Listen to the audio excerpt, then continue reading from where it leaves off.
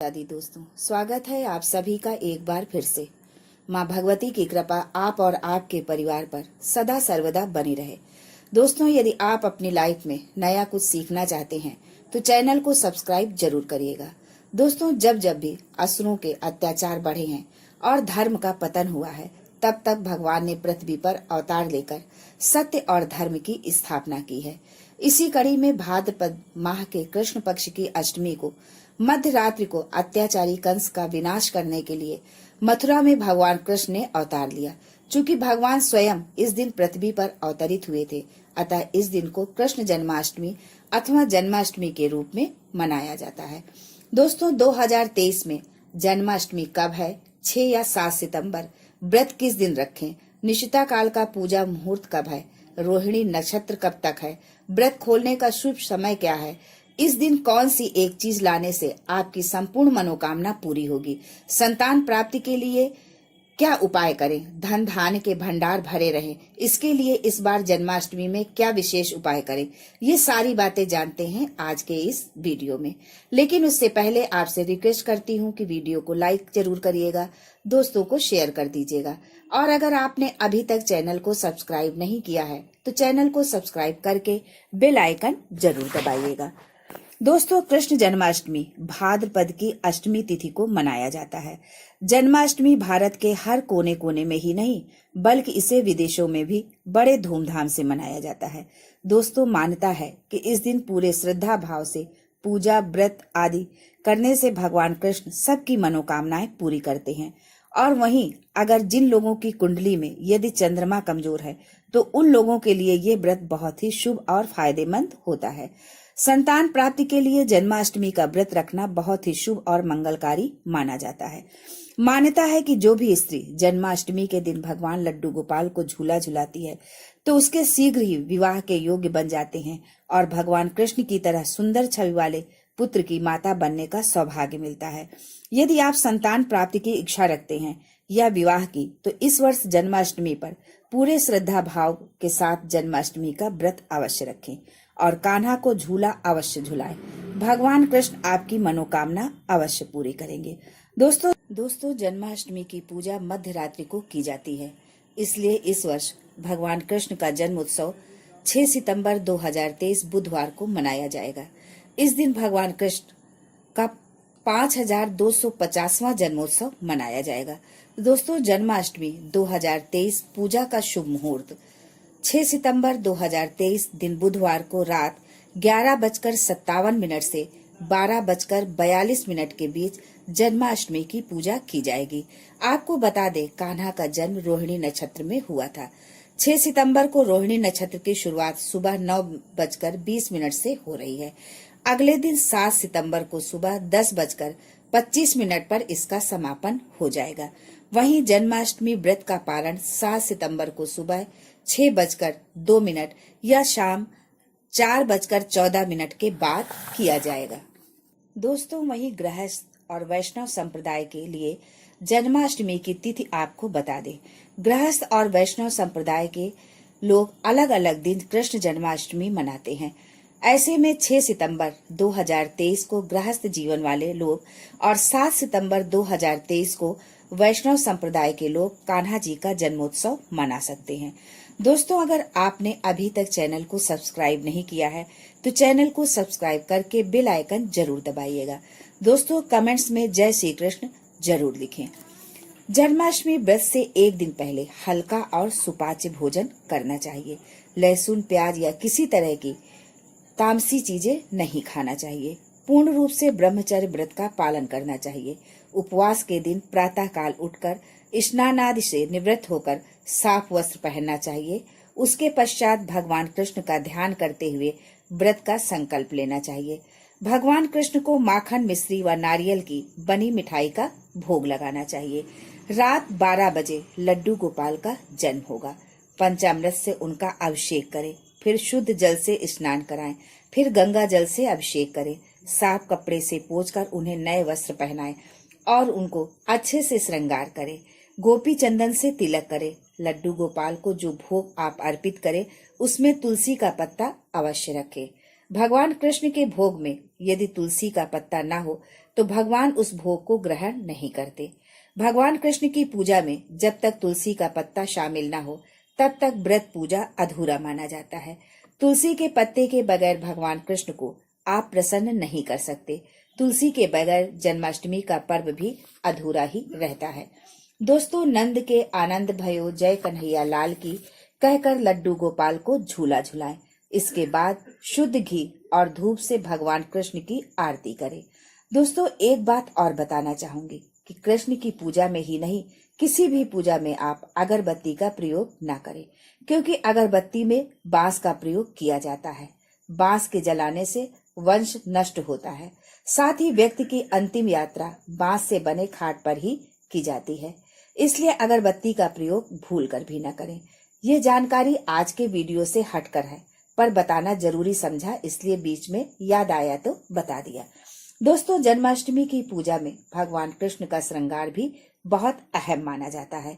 आज हम आपको 8 ऐसी वस्तुओं के बारे में बताने जा रहे हैं जो लड्डू गोपाल को अति प्रिय है। यदि आप भी भगवान लड्डू गोपाल की असीम कृपा पाना चाहते हैं तथा माता लक्ष्मी की कृपा पाना चाहते हैं, अपनी मनोकामना को पूर्ण करना चाहते हैं, तो इन वस्तुओं को अपने घर अवश्य लेकर आएं। यदि आप इन सब वस्तुओं को घर नहीं ला सकते तो अपनी सामर्थ्य के अनुसार एक वस्तु को अवश्य घर लाएं और भगवान कृष्ण के ये वस्तु अवश्य उनको अर्पित करें। नंबर 1, दोस्तों, लड्डू गोपाल को अति प्रिय वस्तु है मोर पंख। कहा जाता है कि राधा रानी के महल में बहुत मोर हुआ करते थे। जब वो कान्हा की बांसुरी की धुन पर नृत्य करती थी तो उनके साथ मोर भी नाचा करते थे। एक दिन किसी मोर का पंख जमीन पर गिर गया तो कान्हा ने उस मोर पंख को उठाकर अपने मस्तक पर सजा लिया। भगवान कृष्ण के सिर पर सजा मोर पंख राधा रानी के प्रेम की निशानी मानी जाती है। इसीलिए जन्माष्टमी पर लड्डू गोपाल की पूजा में मोर पंख से हवा करने का चलन है। जन्माष्टमी पर मोर पंख अवश्य घर में लाना चाहिए। दोस्तों, एक और कथा के अनुसार राधा रानी हर दिन मोरकुटी मंदिर पर मोरों को दाना देने जाती थी। एक दिन जब राधा रानी वहां पहुंची तो वहां एक भी मोर नहीं था। ये देखकर राधा जी उदास हो गई तो कान्हा ने राधा को प्रसन्न करने के लिए स्वयं मोर का रूप धारण कर लिया और वहां पहुंच गए। राधा जी कान्हा का ये रूप देखकर बहुत प्रसन्न हुई। दोस्तों, मोरकुटी मंदिर में आज भी मोर रूप में राधा कृष्ण की पूजा होती है। इसीलिए भगवान श्री कृष्ण को प्रसन्न करने के लिए मोर पंख को अवश्य ही शामिल करना चाहिए। हिंदू मान्यताओं के अनुसार यदि घर में मोर पंख है तो अमंगल नहीं होता है। विशेष रूप से कहा जाता है कि मोर पंख से बुरी आत्माएं नहीं आती हैं। भगवान कृष्ण ने मोर पंख को अपने मुकुट में स्थान देकर उसे सम्मान दिया। वास्तु के अनुसार मोर पंख घर से अनेक प्रकार के वास्तु दोष को दूर करता है, सकारात्मक ऊर्जा को अपनी ओर खींचता है। मोर पंख मोर से अलग होने के बाद भी जीवित रहता है, तभी तो इसका सकारात्मक प्रभाव अपना असर तेजी से करता है। दोस्तों, दूसरी चीज है बांसुरी। भगवान राम की पहचान धनुष है तो लड्डू गोपाल की पहचान है बांसुरी। भगवान कृष्ण की बांसुरी की मधुर ध्वनि सुनकर गोपियां उनकी ओर खींची चली आती थी। भगवान कृष्ण की बंसी प्रेम और आनंद का प्रतीक है। कृष्ण गोपियों के साथ बंसी की धुन पर रास रचाते थे। बंसी की धुन सुनकर गोपियां सुध बुध खो देती थी। कृष्ण के प्रेम में सब कृष्णमय हो जाती थी। जन्माष्टमी के दिन भगवान कृष्ण के श्रृंगार में बांसुरी को अवश्य शामिल करें। गृहस्थी में प्रेम और आनंद बना रहता है यदि आप भगवान कृष्ण के श्रृंगार में बांसुरी शामिल करते हैं। भगवान कृष्ण को बांसुरी अर्पित करने के साथ ही आप अपने घर में बांसुरी को अवश्य ही लाएं। यदि घर में कहीं वास्तु दोष है तो वहां बांसुरी लगाने से वास्तु दोष दूर हो जाता है। लेकिन ये जरूर ध्यान रखें कि बांसुरी कभी सीधी नहीं लगाना चाहिए। बांसुरी हमेशा तिरछा लगाने से ही लाभ मिलता है। साथ ही बांसुरी का मुख हमेशा नीचे रहना चाहिए। यदि दाम्पत्य जीवन में कलहपूर्ण वातावरण रहता हो तो सिरहाने पर बांसुरी रखकर सोने से बहुत अधिक लाभ मिलता है। दोस्तों, तीसरी चीज है मोर मुकुट। ज्योतिषी गणना के अनुसार ऐसा माना जाता है कि भगवान कृष्ण की कुंडली में काल सर्प योग था, इसीलिए वो सदैव अपने मुकुट पर मोर पंख धारण करते थे। मोर और सर्प में भीषण शत्रुता होती है, इसीलिए मोर मुकुट धारण करने से काल सर्प दोष कम होता था। यदि आप भगवान कृष्ण की पूजा में मोर मुकुट उन्हें पहनाते हैं तो काल सर्प दोष समाप्त हो जाता है। दोस्तों चौथी चीज है माखन मिश्री। नंद के गोपाल को माखन अति प्रिय है। कहते हैं कि जिस रात कृष्ण का जन्म हुआ था उस रात गोपियों ने स्वप्न में देखा था कि लड्डू गोपाल माखन मांग रहे हैं। कान्हा को माखन इतना प्रिय था कि वो बचपन में गोपियों की मटकियों से माखन चुराकर वह मटकियां तोड़कर माखन खा लिया करते थे, जिसकी वजह से इन्हें माखन चोर भी कहा जाता है। दोस्तों कान्हा के भोग में माखन मिश्री को अवश्य शामिल करना चाहिए। माखन मिश्री का भोग लगाने से आरोग्य की प्राप्ति होती है। धन की देवी माँ लक्ष्मी आपके घर में धन की वर्षा करती है। पांचवी चीज है पालना। भक्ति भाव के भूखे बाल गोपाल को झूला झुलाने की परंपरा है। ये ठीक उसी प्रकार से है जैसे कि बच्चे के जन्म के बाद उसे पालने में झुलाने से आनंद की प्राप्ति होती है। उसी प्रकार भक्तजन अपने प्रभु के बाल स्वरूप को पालने में झुलाकर परम सुख की अनुभूति करते हैं। दोस्तों पालने में झुलाने से या भेंट करने से पुत्र की कामना रखने वाली स्त्री को लड्डू गोपाल की तरह ही सुंदर और मोहक छवि वाले पुत्र की प्राप्ति होती है। दोस्तों छठी चीज है पीले वस्त्र।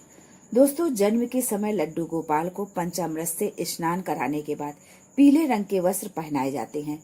इसलिए यदि आप भी जन्माष्टमी का पर्व मनाते हैं तो इस वर्ष पूजा में पीले रंग के वस्त्र अवश्य शामिल करें। पीताम्बर प्रेम और त्याग का प्रतीक है। दोस्तों सातवीं चीज है गौ। भगवान कृष्ण का धाम गोलोक माना जाता है। गाय भगवान की सहचर है। भगवान लड्डू गोपाल की पूजा में गाय की बछड़े के साथ पूजा करना सुख समृद्धिदायक माना जाता है। पुराणों में गाय को धन का प्रतीक माना गया है। भगवान धन रूपी गौ की सेवा करते हैं, उसकी रक्षा करते हैं। ज्योतिष शास्त्र के अनुसार गाय में गुरु ग्रह का वास होता है। यदि किसी की कुंडली में गुरु नीच स्थिति में है तो उसे गाय की सेवा करना चाहिए। ऐसा करने से वो इस ग्रह की कुपित दृष्टि से बच सकता है। इसके अलावा वास्तुशास्त्र के अनुसार पूजा स्थान अथवा बैठक के कमरे में ईशान कोण में चांदी की गाय और बछड़ा रखने से भाग्योदय होता है।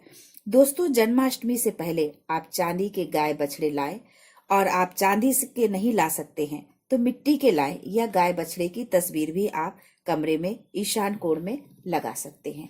दोस्तों आठवीं चीज है गीता की पोथी। दोस्तों महाभारत के युद्ध में अपने प्रिय सखा और श्रेष्ठ धनुर्धर अर्जुन को गीता का उपदेश दिया था। गीता मोह पाश से छुटकारा देने वाली है। गीता पढ़ने या सुनने वाला इस संसार के सुख भोग कर बैकुंठ धाम में निवास करता है।